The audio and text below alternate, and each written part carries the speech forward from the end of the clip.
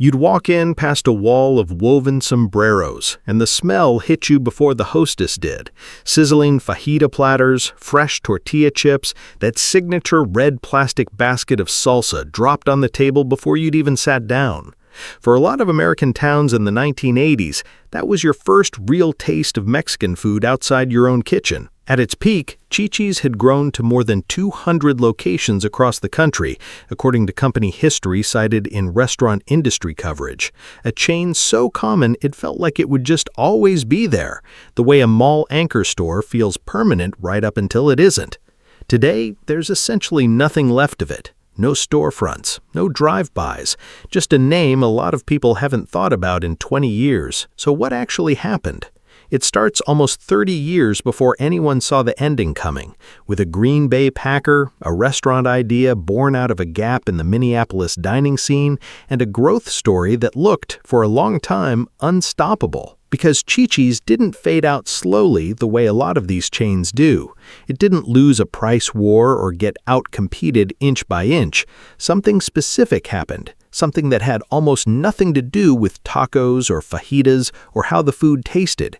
And it happened fast enough that a chain that felt like a permanent fixture of American strip malls was gone within about a year of it. Chi-Chi's started in 1975, founded by restaurateur Marno McDermott and former Green Bay Packers player McGee. The idea came out of Richfield, Minnesota, a Minneapolis suburb that at the time had almost no real Mexican food options.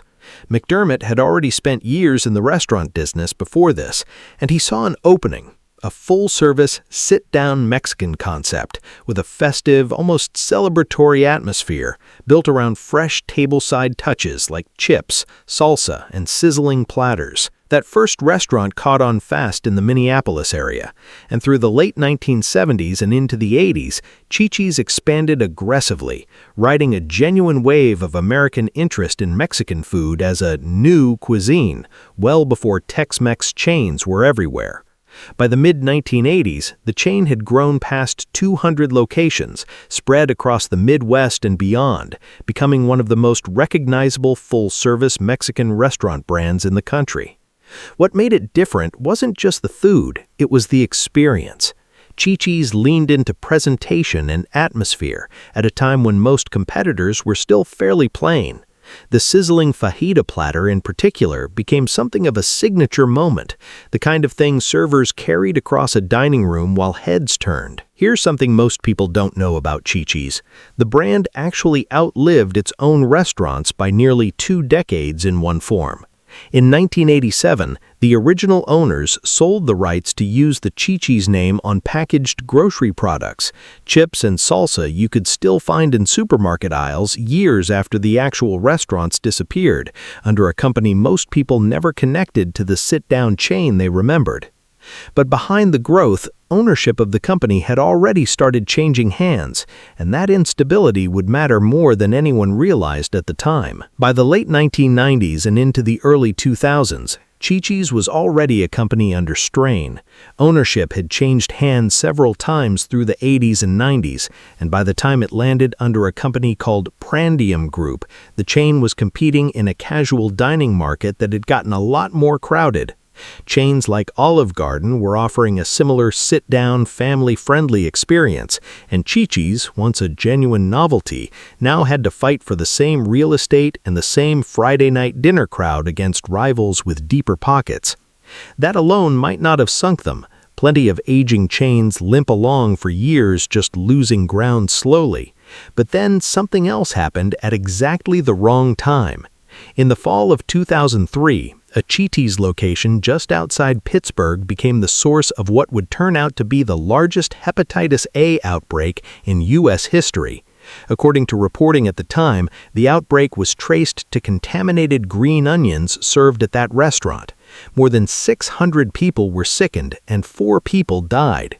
It's worth pausing on what hepatitis A actually is here, a liver infection spread through contaminated food, serious enough in this case that it led to hospitalizations and, for some victims, lasting damage. The financial and reputational fallout was immediate. More than 300 people ultimately sought damages against the company. Weeks after the outbreak, Chi-Chi's filed for Chapter 11 bankruptcy, a legal process companies use to reorganize debt when they no longer can pay it as is, already carrying the weight of that competitive pressure and now facing a liability crisis on top of it. It's a bit like a business already running on thin margins suddenly getting hit with a bill it has no way to pay. By 2004, the remaining Chi-Chi's restaurants, reportedly around 65, were sold off, largely absorbed by Outback Steakhouse's parent company and converted to other brands. Today, there's essentially nothing left of the Chi-Chi's most people remember. No sombrero-lined dining rooms, no sizzling platters carried across a packed restaurant on a Friday night. The buildings that housed those 200-plus locations were mostly sold off, converted to other Outback-owned brands, or torn down entirely and replaced by whatever a strip mall becomes next. For a long time, the closest thing to Chi-Chi's that survived was a bag of chips and a jar of salsa in the grocery aisle, the name living on as a brand, not a restaurant. But this one has an unusual coda. In 2025, more than 20 years after the last location closed, Michael McDermott, the son of founder Marno McDermott, struck a deal with Hormel Foods, which had owned the Chi-Chi's trademark since the 80s, to bring the restaurant name back.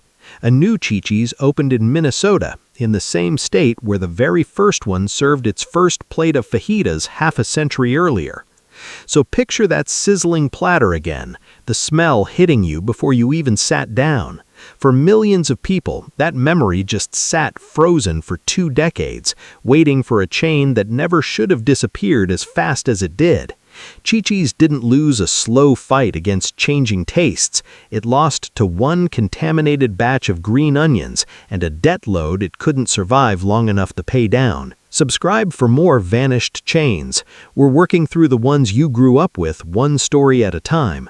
Next time, we're heading to Bennigan's, the Irish pub chain that once had 300 locations, and the surprisingly fast collapse that took most of them out almost overnight. What do you remember about walking into a Chi-Chi's? The smell, the sound, what you always ordered? Tell me in the comments. Some restaurants close. This one got erased, and then, somehow, came back anyway.